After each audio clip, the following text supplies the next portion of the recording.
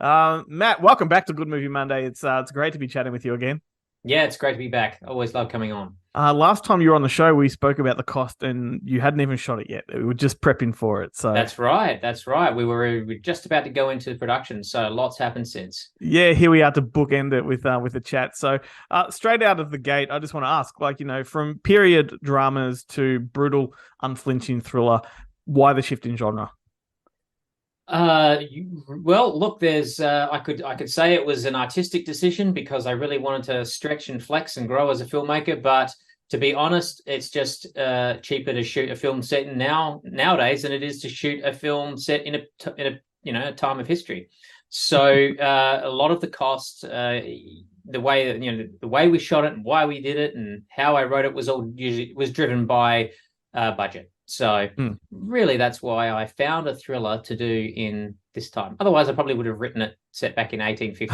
Well, you know what? Like the contemporary modern setting really suits you. Like, were you comfortable doing it?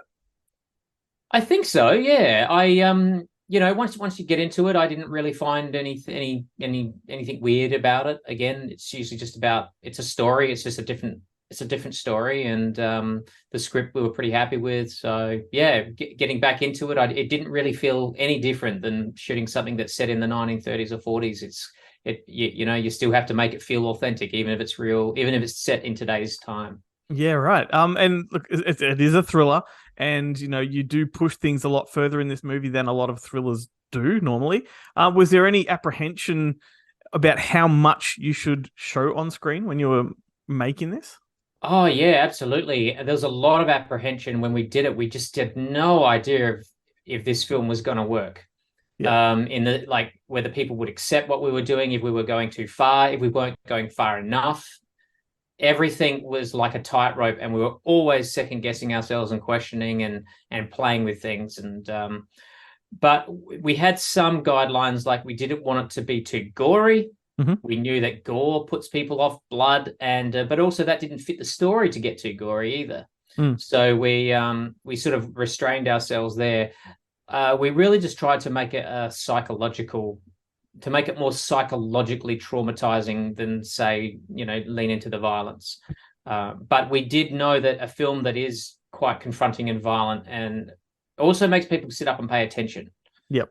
to the movie. They kind of can't turn away from it or ignore it. So it seemed to work for lots of other movies. So we thought, let's give that a try, because up to now, like Twin Rivers, that was rated PG. Ben Hur was just an M, and it was relatively light with violence. And so I thought, well, I need to show the world that I can actually get a little bit gritty if I have to. Oh, mate, and you do, and you get bang for buck. And I think what also pushes this movie a little further is there's a real moral ambiguity here as well. Like, I'm wondering, what were your intentions in terms of balancing, say, law and order with social justice? Look, our intentions really were to never really answer the question so much as not answer the question, but pose the question was more our intention. I mean, of course, every filmmaker is going to have their own perspective and what they personally feel, but we tried not to give the audience the answer, but rather show. I use the term a prism. We wanted to make the movie a bit like a prism that you could sort of look through on every angle. There's three characters here, different perspectives, and sort of give you each of their perspective, and make them very grey characters as well. And just so it gives people something to walk away and really think about and just really challenge themselves. Which character do I agree with? Do I think this is going too far? And the amount of responses we've had from people who've seen it, I hear the full gamut, and not one of them is right or wrong. Yep, But I yep, just I just love that the film is making people talk about it. That's all, because totally. that's all I wanted, was people to talk about it. Absolutely. It definitely makes you just think, what would you do in that situation? Which is another thing I loved about it. And you were kind enough to invite me to the screening that you hosted a Yes. while back, and I didn't even realize I was sitting next to the guy getting the shit beat out of. Like, and that Oh was wow. that was awesome. I looked at him afterwards. I'm like, oh, holy shit! You're clean and you're not disheveled. And dude, he did an amazing job. He was fantastic. Everyone in this just absolutely gave everything. They did. They really did. The actors. It was really important to me that the actors were the best actors that I could get, and And I told them right at the beginning, I said, guys, this film lives and dies on your performances. It's not going to live on die on how crazy I can move the camera around. So we set the benchmark for ourselves, and these three guys and everyone else, Nicole, Clayton, and every other little bit part that came on, absolutely threw themselves into the part. They had heaps of input on the script, and we just tried to make the best damn film we could. Yeah, absolutely. So, like the three central characters, these guys out in the bush, like how much did they workshop together to sort of step away from the script and give their own voice to it all? They workshopped a fair bit, not before the day, but on the day. And they were constantly, every single scene was a positive debate about how we do that. Every line was scrutinized. Every actor came with ideas, and we were on the day rewriting things, changing things. Sometimes we would reshoot a scene. Everybody was constantly challenging everybody else. Is this as good as it could be? Could we make it a little bit better? Is that realistic? And it was such a good collaborative and safe collaborative environment that it was everyone's ideas that just made it realistic and work. So as great and solid as I think the script started as, it only got better and better because we had that environment where everyone was putting in their input. So we usually spent a good couple of hours in the debate before we shot a scene, just working it all out before we did it. And if you look at our script rewrites on the day, they look like, we called them Frankenscripts in the end, because they were cut up and chopped up, and so it was very collaborative. And I loved it. I've never done anything this collaborative before with cast, and I found it just one of the best experiences. So I'm now taking it into my next film. Yep. Let the actors bring stuff to it, because they've got so much to say and they've got so much insight. Must have been a real relief when that penny drop moment, when you realize that you can trust these people. Like, there's got to be a lot of apprehension going into it, nervousness, like, is this going to work? And that moment you realize it's working, like, that's got to be a great feeling. It is, and it really just comes down to the people that you're working with and how much you trust them. And look, sometimes they would have things that I totally disagreed with. Sometimes my direction they totally disagreed with, but we always had this rule on set: hey, let's do one for you, let's do one for me, and let's see how it goes in the edit. And honestly, sometimes they were absolutely right, and sometimes they've turned around and said, Matt, you were absolutely right. And that's the joy of collaborating. Cool. No one knows everything, so we all depend on each other to help each other get to the best result. That's very cool. And you shot this film over, correct me if I'm wrong, over a long period of time, mostly on weekends, which I believe has been the case with your previous work as well. How the hell do you maintain continuity when you're sort of going away for long periods of time and coming back? Look, it's tricky to maintain continuity. And you're right, we shot it over about 13 to 14 months with a couple of lockdowns in the middle. There is some weight gain fluctuation with various people, if you look carefully. But look, it was tricky. Our hair and makeup had their work cut out for them, and that was pretty much all done by one person. And look, I can see the inconsistencies in continuity with those things, but not many other people have noticed it. The average viewer will not. So we got away with it. But look, it was something we just had to be super conscious of. And look, it wasn't fun doing it over weekends and so on, but there was just no other way to do it, because the film was so low budget.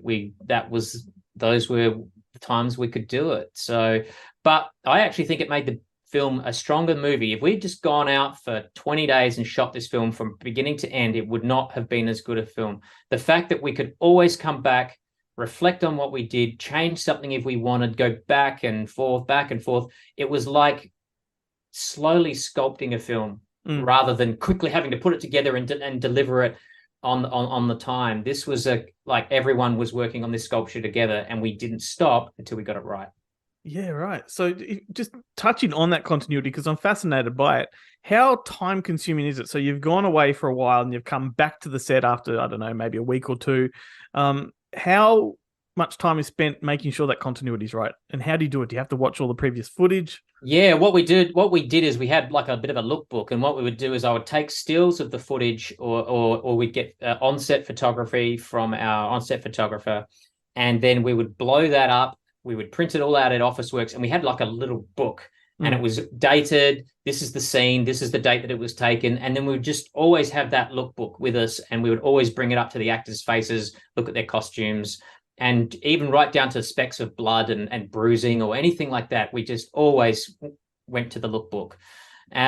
With the location, on top of the what do you call it, the COVID that we had and the lockdowns, when in the big lockdown over winter, we came back to the location after had shot like 60% of the film. We came back to the last 40%, and our central location, one of our central locations in the forest, a gigantic tree had fallen right over the top of where we would be filming. And so even the environment started to change over that period of time. Trees had fallen, and so we had to be very careful how we shot. So yeah, doing a film over that period of time is risky, because not only people change over that period of time, but also landscapes change.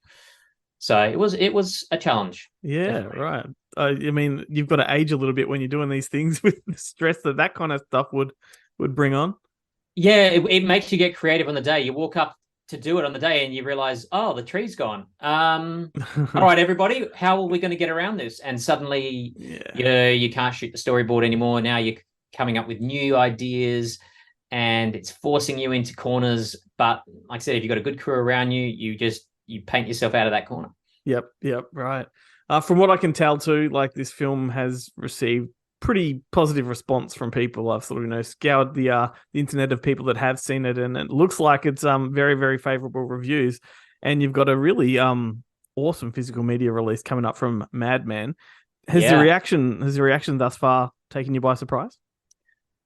Yeah, look, it taken me by surprise. I mean, look, it's what I hoped it would be. Whenever you make a film, you always have this hope that this is how people will respond. We very much made it with a response in mind that we were going for, and it seems to be getting the very response we wanted, and that's very satisfying.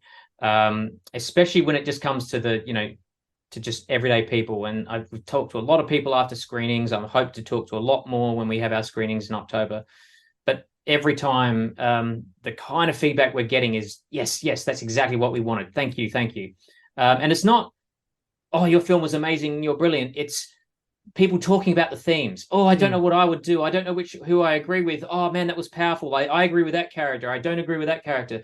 And that's what, when we hear people saying those things, we're like, yes, we got them. That's exactly what we wanted. We wanted this film to be a conversation starter. And the fact that we've had just such positive reviews from everyone so far, that's just a blessing. So I'm sure at that lucky streak we'll start to break the minute we get more and more reviews. But generally, it's been really positive. Very cool. And now's your opportunity to plug this upcoming release, Blu-ray and DVD. What can people expect from it? Well, we've gone all out with some of the special features on this. So not only do you get the movie in HD, but we've also put together a 47-minute making of documentary that covers how we made it, all the themes, how we approached it, with heaps and heaps of interviews with cast and crew. Lots of great stories there. So anyone who really wants to get into it, there's that. We also recorded 2 commentaries, one with myself and co-writer Gregory Moss.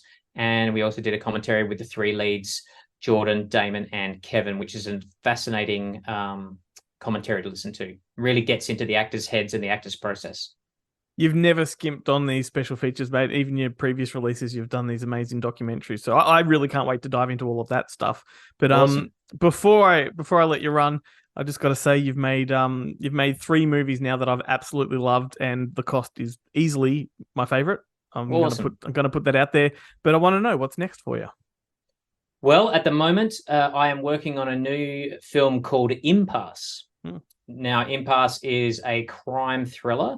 And again, we sort of taking the cost model. This film takes place in real time. It's a 95-minute film, and it takes place in 95 minutes. Awesome. It's not one of those one-take films, but it is a situational thriller. Cool. And while probably it's not as intense and serious as the cost, it's certainly an intense ride, and we've already got some great cast who are lined up to be involved. And fingers crossed, we'll be shooting it before Christmas.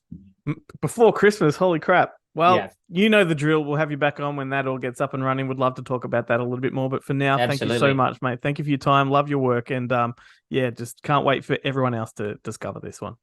Thank you, mate. Appreciate your support as always. So let me ask you guys an honest question. Are you serious campers? Or are you just up here getting away from the missus and the kids? For me, it's a getaway. You married? Hey, baby. Not anymore. Just letting you know I'm on my way home now. She was murdered.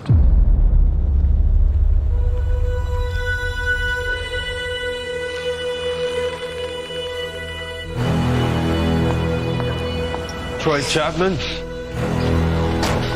you raped and murdered Stephanie Baker. You were sentenced to 32 years. They let you out in 10.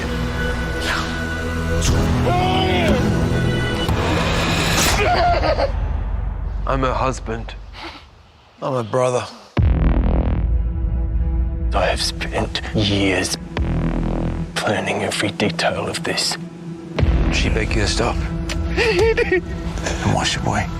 It's not too late. You still let me go. What makes you think we'd ever let you go? Remember what he did to her. You keep that in front of your mind. This is justice, mate.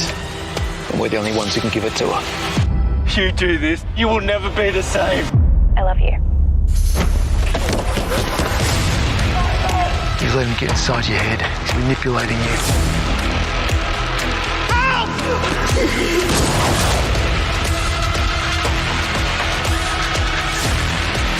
If we go through with this, I won't be able to live with it. We have gone so far past the point of no return.